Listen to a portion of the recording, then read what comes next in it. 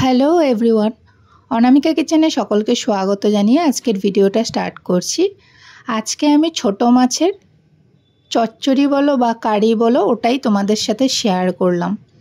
প্রথমে মাছটাকে কেটে নুন আর হলুদ মাখিয়ে ভেজে নিয়েছিলাম।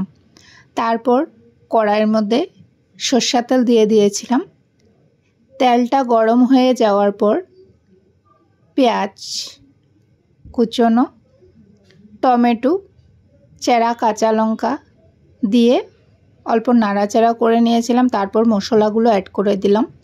হলুদের গুঁড়ো, জিরের গুঁড়ো, শুকনো লঙ্কার গুঁড়ো, নুন পরিমাণ মতন সব কিছু দিয়ে ভালো করে মশলাগুলোকে কষিয়ে নিতে হবে। মশলাগুলো কষে আসলে পরিমাণ মতন জল অ্যাড করে দিব। মশলার থেকে তেল ছেড়ে দিলে তারপর আমি জলটাকে অ্যাড করে দেব।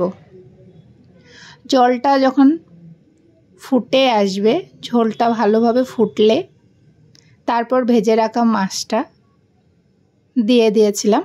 মাছটা দিয়ে আবারও নাড়াচাড়া করে অল্প সিদ্ধ হতে দিতে লাগবে। ভালো করে কুক হয়ে গেলেই মাছটা কমপ্লিট। তোমাদের কাছে কেমন লেগেছে রেসিপিটা অবশ্যই তোমরা কমেন্ট করে জানাবে।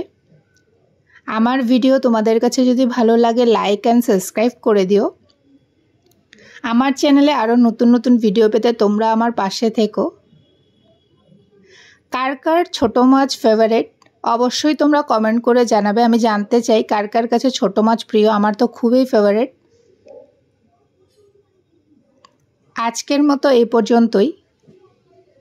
আমার চ্যানেলে আরও নতুন নতুন ভিডিও পেতে তোমরা আমার পাশে থেকো। Bye bye friends.